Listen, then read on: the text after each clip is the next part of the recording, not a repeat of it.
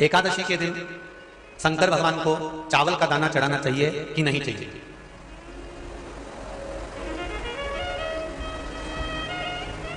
अब बोलो तेरा क्या होगा रे काली है? चलो ठीक है।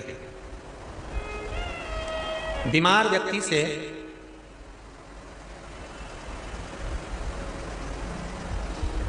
कोई बीमार व्यक्ति है, बहुत रोगीला है, उसको बहुत रोग है, शुगर है, बीपी है, थायराइड है, सब कुछ है उसको। और वो रोगीला व्यक्ति जब डॉक्टर के पास जाकर पूछे, डॉक्टर साहब मेरी तबीयत ठीक नहीं रहती है, मैं बहुत कष्ट में रहती हूँ, बहुत तकलीफ है शरीर में, और अभी सावन का महीने का व्रत आ रहा है डॉक्टर साहब, एक महीना में व्रत करती थी पहले, करूं कि नहीं करूं? तो डॉक्टर साहब क्या बोलेंगे? बोलते जाओ जरा जम के। डॉक्टर बोलेगा कि आप व्रत मत करो। डॉक्टर एक बात कहेंगे, शरीर स्वस्थ रखना है, व्रत बाद में हो जाएगा, अगले वर्ष कर लेना, पर अभी शरीर को सही रखने के लिए दोनों समय अच्छे पेट भरकर सात्विक भोजन करो और अपने शरीर को ठीक करो। सात्विक भोजन करो, अपने शरीर को, व्रत बाद में भी हो जाएगा, अगले वर्ष हो जाएगा।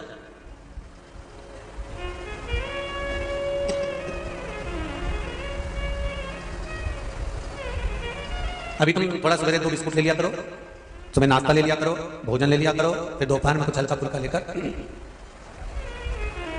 थोड़ी थोड़ी देर में खाते रहना चाहिए हो। थोड़ा थोड़ा खाओ, थोड़ी थोड़ी देर में खाओ, एक साथ सुरसा जैसे मत निपटा जाए। थोड़ा ज्यादा खाओगे और ज्यादा कमाओगे तो दूसरों को कष्ट नहीं होगा, कष्ट खुद को होगा। ज्यादा खाओगे अपाच्य हो जाएगा, रात की नींद उड़ जाएगी, शरीर में अच्छा नहीं लगेगा। ज्यादा कमाओगे, रात की नींद उड़ जाएगी, दुनिया की दृष्टि तुम पर पड़ जाएगी और तुम्हारी रातों की नींद चली जाएगी। कमाओ भी उतना जितना खर्च कर सको और खाओ भी उतना जितना पचा सको। अति सर्वस्व वर्जन। डॉक्टर कहेंगे ये तुम्हारा व्रत जो है ना अगले साल कर लेना, इस साल मत करिए, इस साल तो आराम से भोजन वोजन करो, तुम लोग बढ़िया प्रेम से खाओ पियो। तो उसी तरह किसी ने पूछा कि चावल का दाना एकादशी पर भगवान शंकर को चढ़ा सकते हैं, चावल का दाना शंकर जी को चढ़ाते क्यों है, पहले तो वो समझ लो। बेलपत्री का तो महत्व आपको बार बार बताया कि बेलपत्री शिव जी को क्यों चढ़ाई जाती है, कहीं रोग के लिए, कहीं बीमारी के लिए, कहीं किस कार्य के लिए, कहीं कोई कार्य के लिए, कहीं कोई कार्य के लिए। चावल का दाना अगर हम शंकर भगवान को चढ़ा रहे तो क्यों चढ़ा रहे हैं, उसका कारण क्या है? चावल का दाना शिव को चढ़ाने का केवल एक कारण रहता है कि चावल को अक्षत कहते हैं। अक्षत का मतलब होता है अक्षय। अभी हमारे यहां एक तिथि आने वाली है, अक्षय तृतीया। उसका मतलब क्या होता है? अक्षय, जिसका कभी क्षय ना हो। जब हम भगवान शंकर को चावल का दाना चढ़ाते हैं, जैसे बहुत ध्यान दीजिएगा महाराज, बहुत समझने वाली बात है, बहुत ध्यान से। चावल का दाना हमारे मस्तक पर तिलक करने के बाद पंडित जी क्यों लगाते हैं कि भगवान जैसा समय आज चल रहा है, आप पूजन कर रहे हो, पाठ कर रहे हो, दान कर रहे हो, पुण्य कर रहे हो, सत्कर्म कर रहे हो, भजन कर रहे हो, मेरा देव अधिदेव महादेव, मेरा नारायण, मेरा सत्यनारायण भगवान, मेरा राम जी, मेरा विष्णु जी, मेरा भागवत मैया, मेरी रामायण मैया। ब्राह्मण मस्तक पर तिलक लगाने के बाद चावल इसलिए लगाता है कि जैसा समय आज चल रहा है, भगवान तुमको ऐसा ही समय बनाकर रखे और तुम ऐसे ही चांद चांद लगाते रहो, दान पुण्य संकीर्तन करते रहो, इसलिए मस्तक पर चावल का दाना लगाया है।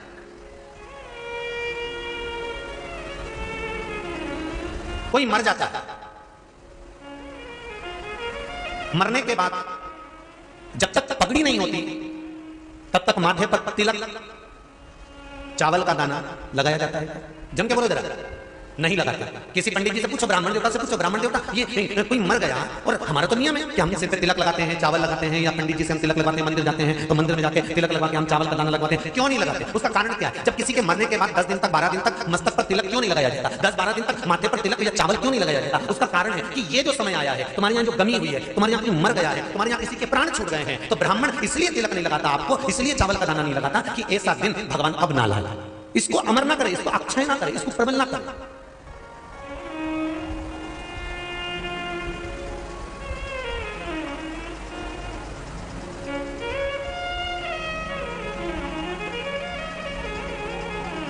और जब चावल का दाना तो यहाँ शिव महापुराण की कथा करी, चावल का दाना हम शिव जी को क्यों चढ़ाते हैं, भगवान को क्यों समर्पित करते हैं, भगवान की पूजन में अक्षत क्यों समर्पित करते हैं, चावल क्यों समर्पित करते हैं, उसका कारण क्या है। तो कहा आज मैंने जब चावल का दाना आपको समर्पित करा है, जिस भाव से, जिस विश्वास से, जिस श्रद्धा से, जिस मन से मैं आपको रिझा रही हूं, हे भोलेनाथ मेरी ये मनोकामना पूर्ण कर, इसको अक्षय कर देना, इसको अमर कर देना, बस इतनी कृपा आप कर।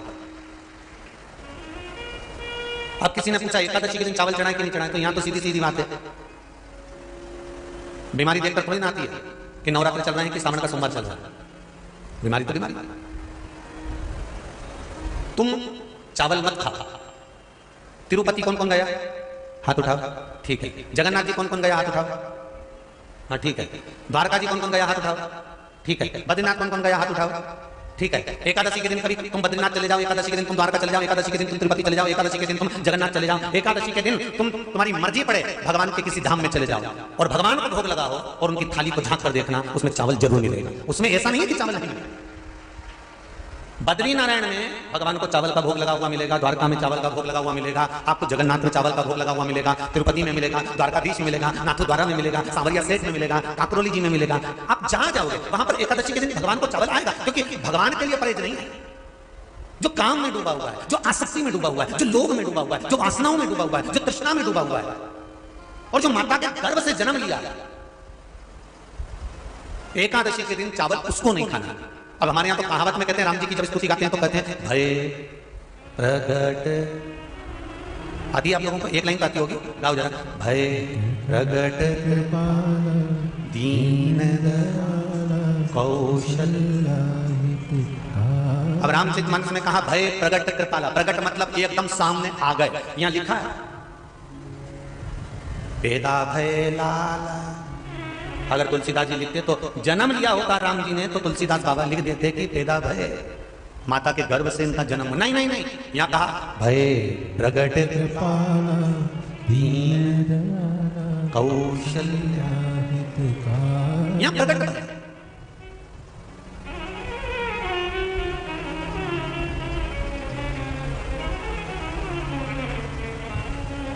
यूट्यूब पर स्कंद पुराण,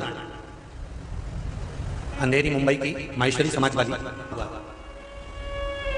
एकादशी के माता पिता कौन है? सबसे पहले एकादशी का व्रत किसने रखा था? एकादशी का जन्म स्थान कहां है?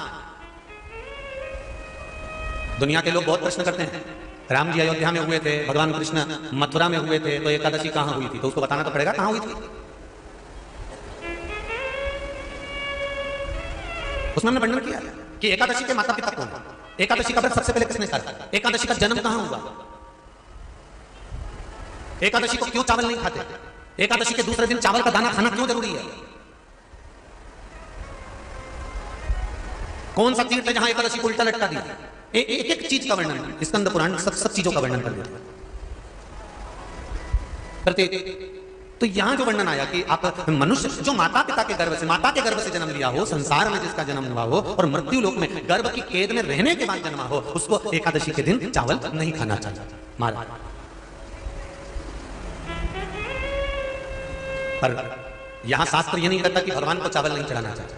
यहां शास्त्र कहता है आप शिव जी को चाहे एकादशी हो, चाहे द्वादशी हो, चाहे प्रदोष हो, चाहे पूर्णिमा हो, चाहे अमावस्या हो, चावल का दाना आप भगवान शिव को समर्पित कर सकते हो, और ज्यादा नहीं।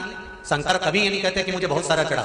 शंकर जी की कथा कहती है कितना, मात्र एक चावल का दाना। हम तो उनसे भी कहेंगे जो लोग कहते हैं ना कि हम आज हमारा सावन का महीना है तो आज हम भगवान को 1.25 लाख बेलपत्र चढ़ाएंगे, तो कोई कहता हम 1000 बेलपत्र चढ़ाएंगे, तो कोई हम 5000 चढ़ाएंगे, कोई के हम 50,000 चढ़ाएंगे। मेरा निवेदन केवल इतना है, तुम तो एक चढ़ा। और यह भी जरूरी नहीं है एक बेलपत्र भी कब चढ़ाई जाती है शंकर भगवान को, जब तुमने किसी एक बेलपत्र का पेड़ लगाया होगा और वो पेड़ बड़ा हो गया होगा, तब तुम हकदार बनते हो कि किसी के पेड़ की बेलपत्र तोड़कर शिव को चढ़ाई जाए। लगाया पेड़ में